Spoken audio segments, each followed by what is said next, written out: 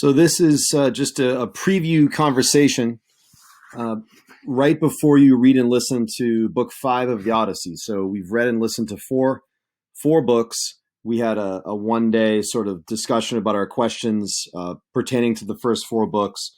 There's a video preceding this one that reflects on 10 themes or topics or questions or terms that come up as common modes of discussion for common themes of discussion after reading the first 4 chapters.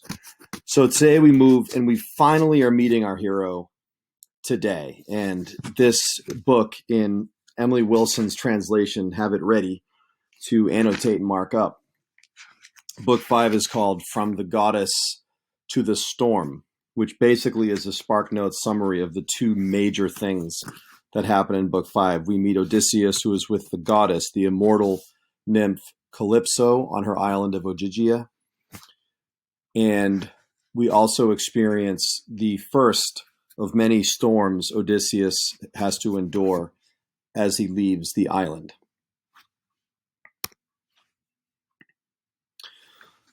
First, the first 43 lines, we move sort of, we Google Earth this, or it's more like Google Universe if you think about it. The poem begins after the invocation of the Muses. The poem begins on Mount Olympus with Athena and Zeus debating on what to do about Odysseus. After the first 4 chapters, we return to a divine council. And Athena on line 7. So again, be annotating your books maybe before you read and listen to chapter 5, and that'll sort of ground you in some of the important moments as you read. It's page 180 of the Emily Wilson translation, line 7. Athena says to Zeus, "Father, and all immortal gods," she's speaking to all of them, "no longer let a sceptered king be kind or gentle or pay heed to right and wrong. Let every king be cruel, his acts unjust. Odysseus ruled gently, like a father, but no one even thinks about him now. The wretched man is stranded on an island. Calypso forces him to stay with her. He cannot make his way back to his country. He has no ships, no oars, no companions to help him sail across the wide-backed sea. He's gone. His son is gone for news of his lost father in sandy Pylos and in splendid Sparta. They plot to kill the boy when he returns." So you could see the device here. Not only do we move to the heavens, to Mount Olympus, but it's also a handy summary of what's just happened. This obviously would be read over a series of nights, and this maybe served as a sort of spark notes for the previous night's plot. Smiling, her lord Zeus, who heaps the clouds, replied, "Ah, daughter, what a thing to say. Did you not plan all this yourself so that Odysseus could come and take revenge upon those suitors? Now use all your skill. Ensure Telemachus comes safely home and that the suitors fail and sail away." So then Zeus turns to Hermes, the messenger god, and gives him a very particular job. Then turning to his son, he said, "Dear Hermes, you are my messenger. Go tell the goddess," that's Calypso, "our fixed intention, that Odysseus must go back home. He has endured enough." And then we get these like really specific step-by-step instructions. The gods in the Odyssey are certainly problematic and temperamental, but they at least give very clear instructions. Without a god or human as his guide, he will drift miserably for 20 days upon a makeshift raft, and then arrive at fertile Scheria. The magical Phaeacians will respect him like a god, and send him in a ship to his dear homeland with gifts of bronze and heaps of golden clothing, more than he would have brought with him from Troy if he had come directly with his share of plunder. It is granted him to see the ones he loves beneath his own high roof in his own country. So Zeus tells the truth that Odysseus is fated to make his way home. We don't know the extent of the trials, but he's fated to make his way home.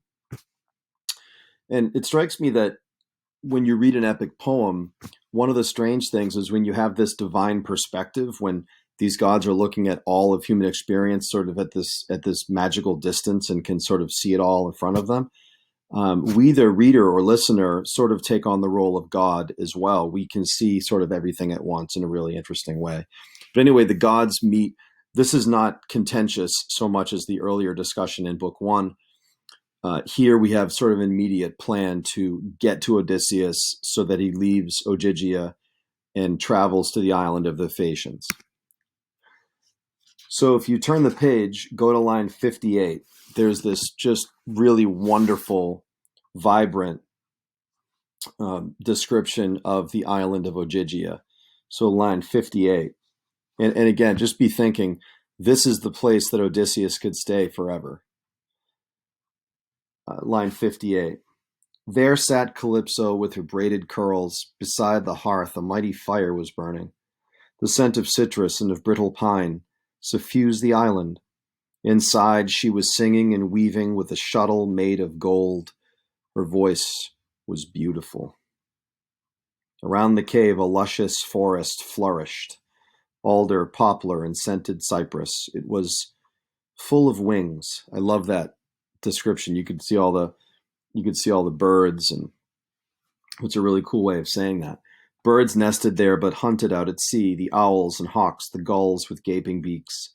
A ripe and luscious vine hung thick with grapes was stretched to coil around her cave. 4 springs spurted with sparkling water as they laced with criss-cross currents intertwined together. The meadow softly bloomed with celery and violets. He gazed around in wonder and joy at sights to please even a god. So not only would it please any mortal, but these sights would please a god. This is basically like Eden in the book of Genesis before the fall. This is just a flawless environment. And it's important to know that Odysseus is not only with a beautiful immortal nymph, this is the place he is. This is where he is. So if you turn to line 97, there's this fascinating conversation. So Hermes has a particular job. You could see here Hermes with his magical winged footwear that allows him to fly at a supernatural pace. He gets to Calypso, who's here, whose name actually I just looked up. The name Calypso means to hide or to cloak. So even her name suggests that she wants to hide Odysseus from the rest of the world, which is really interesting, particularly in a book where people are hiding their identities all the time. So Hermes shows up at the island of Ogygia, and in line 97, which is on page 183, Hermes says, "You are a goddess, I a god, and yet you ask why I'm here. I'll tell you, Zeus ordered me to come, so that's the ultimate trump card. Zeus wants me here. I did not want to. Who would desire to cross such an expanse of endless, salty sea? No human town is near here, where gods get fine sacrifices. Still, none can sway or check the will of Zeus. He says the most unhappy man alive is living here, a warrior, from those who fought the town of Priam for 9 years, and in the 10th they sacked it and sailed home." I just want to stop for a second. This is where the most unhappy man in the world lives, just for the record. And it reminds me of when we met Menelaus, the richest man in the world, in book 4. Richest man in the world, married to the most beautiful woman in the world, Helen. And Menelaus is weeping over his lost comrades that he lost in the Trojan War. This poem seems to be saying some things about what culture says should make us happy versus what real happiness is actually like, which is interesting. On the journey back, they wronged Athena. She roused the wind and surged sea against them. So Hermes is kind of walking through a little history lesson. And if you go to the next page, the very top of page 184, says, "It is not his destiny. It is not Odysseus's destiny to die here in Ogygia with you, far away from those he loves." Hermes ends by saying, "It is his fate to see his family and come back home to his own native land." This next part is one of the most interesting passages in the entire epic. Watch what Calypso says. And you really can't argue with any of it. Calypso shuddered and let fly at him. So she's ready to battle with words. "You cruel, jealous gods." She's not just talking to Hermes, she's talking to Zeus and all of them. You bear a grudge whenever any goddess takes a man to sleep with as a lover in her bed. And if you know any Greek mythology, that the male gods were constantly, sleeping with female mortals. Just so the gods who live at ease were angry when rosy-fingered Dawn took up Orion and from her golden throne chased Artemis, attacked and killed him with her gentle arrows. If you know these stories, great. If you want to look them up, great. As I said in the beginning, introductory presentations, don't give up in moments where you're confused or there's names you're not sure about. Demeter, with the cornrows in her hair, indulged her own desire, and she made love with Ision in triple-furrowed fields till Zeus found out, hurled flashing flame, and killed him. You don't have to know these stories to know what just happened, right? You have a female sort of taking a sexually dominant position, and Zeus got angry and killed the man. So she continues, so now you male gods are upset with me for living with a man I saved? Zeus pinned his ship and with his flash of lightning smashed it to pieces. All his friends were killed out on the wine-dark sea. This man alone, clutching the keel, was swept by wind and wave and came here to my house. I cared for him and loved him, and I vowed to set him free from time and death forever. So it's not just saving, it's saving from death. And think of what that means to a soldier who saw so much death, right? Still, I know no other god can change the will of Zeus. So she basically says what she feels like she has to say, but ends knowing where she has to end, which is that she can't change Zeus's will. But it's a really unusually modern set of statements here that are probably worth talking about. So we finally meet Odysseus on the next page. We've heard about him. We've heard about his cleverness, his metis, his brilliance, his basically, concluding the Trojan War with his genius idea. We know about his homeland and about the tremendous vacancy left by his absence. And I'm not sure what you're expecting meeting him, but you'll notice on just before line 159, right around line 157, Calypso goes to tell him what's going on and the messages from the gods. And Calypso, the narrator tells us, by day he sat out on the rocky beach in tears and grief, staring in heartbreak at the fruitless sea. It's a sea that doesn't bear any fruit. It's no good. This is a man who lived on an island and fought in a war and lived by the sea. And now the agent of meaning in his whole life doesn't have any meaning, which is really interesting. I think Chapman translates this line, the first translator into English of the Odyssey, says that his heart was soaked through, meaning that the ocean basically had washed his heart away, which is brilliant. And Calypso responds, poor man, line 159, stop grieving, please. You need not waste your life. I'm quite ready now to send you off. And she basically tells him of the conversation they just have. Now, watch Odysseus's response, and this is something that you should have a conversation about, we should talk about. Line 169, Odysseus informed by many years of pain and loss. That's a key line. For the last several years, he's lost most of all of his comrades from war that he knows. So much death around him. And so you can imagine what his mindset is. It says, shuddered and let his words fly out at her. This is what he says. Goddess, you have some other scheme in mind, not my safe passage. So his default setting is to be worried, paranoid, and not to trust. So that is worth sort of bearing in mind as we keep reading this. And basically he, at the end of that little passage, makes Calypso promise to not destroy him, to not lead to more pain. So the offer on the very bottom of page 186 is line 202. The goddess queen began, Odysseus, son of Laertes, blessed by Zeus, your plans are always changing. Do you really want to go back to that home you love so much? Well, then, goodbye. But if you understood how glutted you will be with suffering before you reach your home, you would stay here with me and be immortal. And then she says some really weird things. Calypso says, though you might still wish to see that wife you always pine for. And anyway, I know my body is better than hers is. I'm taller, too. Mortals can never rival the immortals in beauty. So the deal isn't simply stay here, be safe, listen to the birds. The deal is I can give you immortal life. And like I said, he's seen death up close so many times. I can't imagine what it feels like to have this offer. I pause here because there's that book I mentioned earlier in an earlier presentation by Dr. Jonathan Shea, Odysseus in America.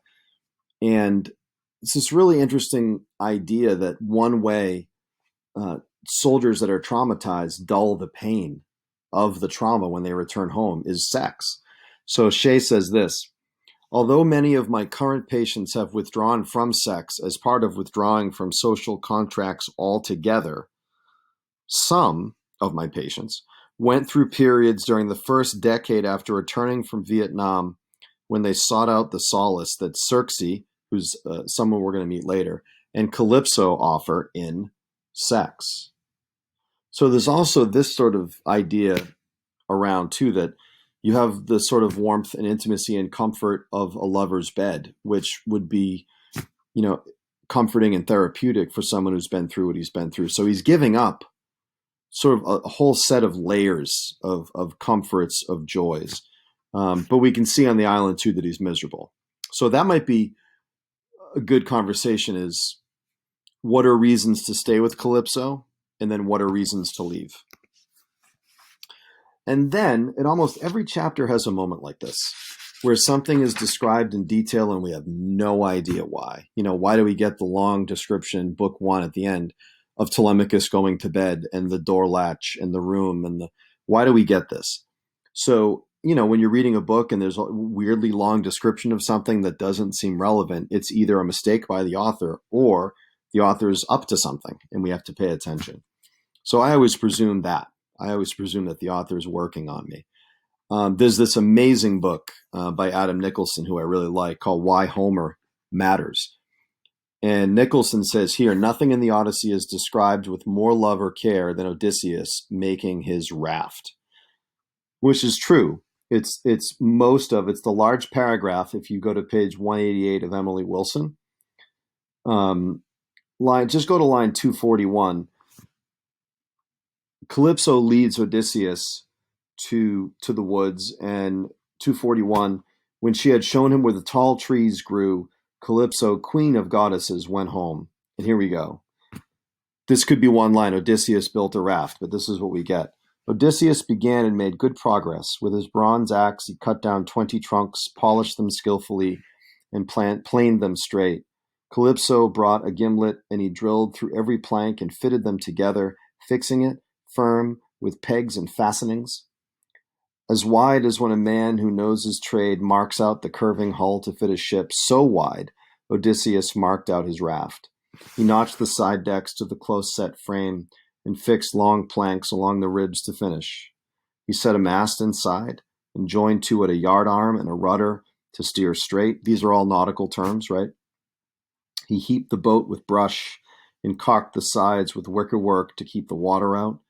Calypso brought him fabric for a sail, and he constructed that with equal skill. He fastened up the braces, clews, and halyards, and using levers launched her out on the sea. That's 4 days we get in the next line that he built this ship. So something that you might write about or wonder about is, why is so much attention given? It's almost an intimate degree of attention given to this task. And then this unbelievable, in the bottom middle of page 189 for several pages, this insane sea journey. We have Odysseus on his raft here, clearly struggling. We know the story. We're going to get the story in greater detail later, but we know that Odysseus, in a story we haven't heard yet in great detail, killed or maimed, I should say, Poseidon's son.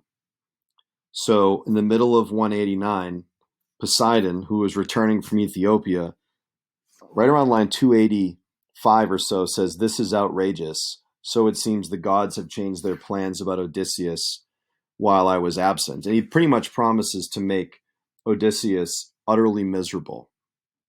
I'm just sort of skimming. I'm not reading these two big chunks of lines here. Go to line 311. Odysseus is getting pummeled by the waves and just says this really interesting thing. He says that the Greeks that died in the Trojan War were lucky because they were all buried. At least the noble Greeks were all buried.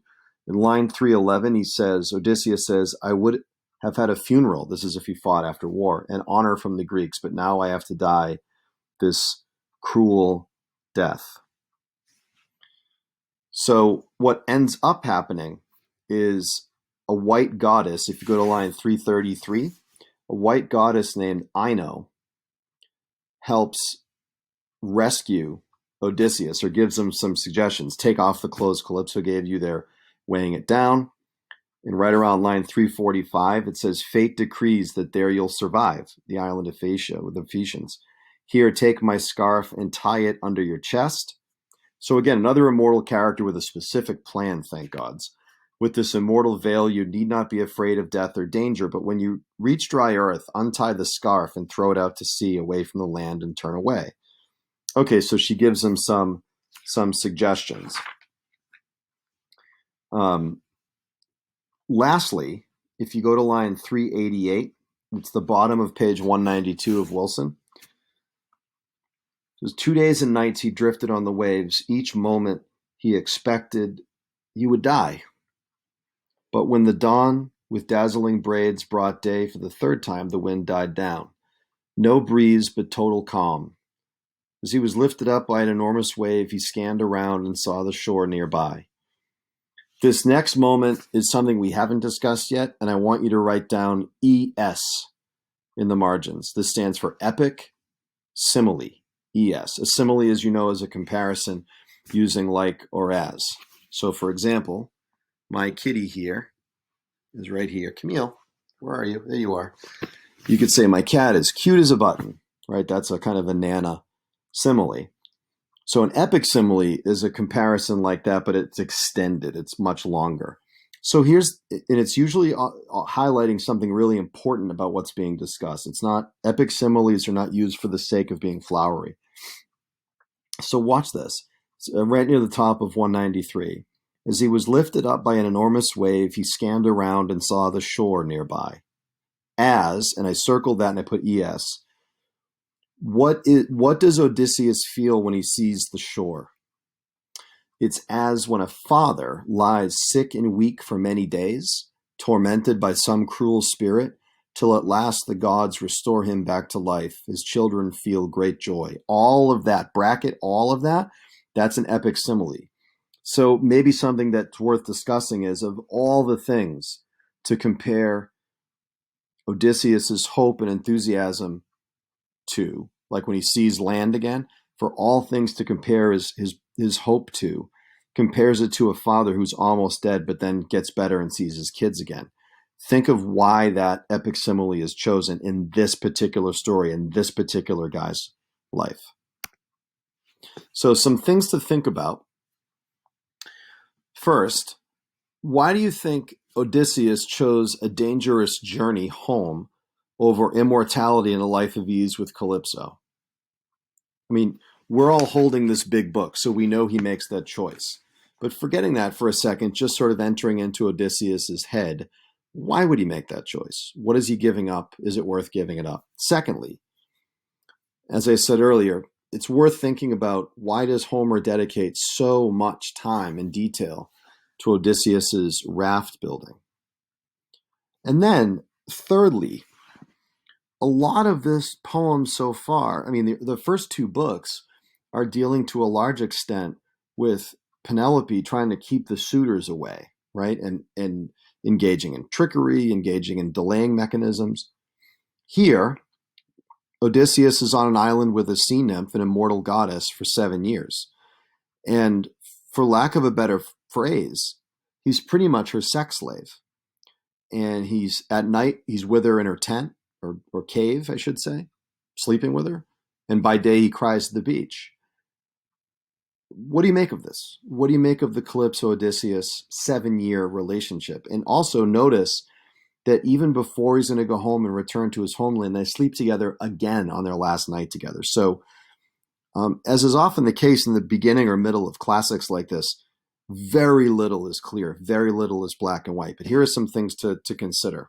Good luck with your reading, and we'll talk to you soon.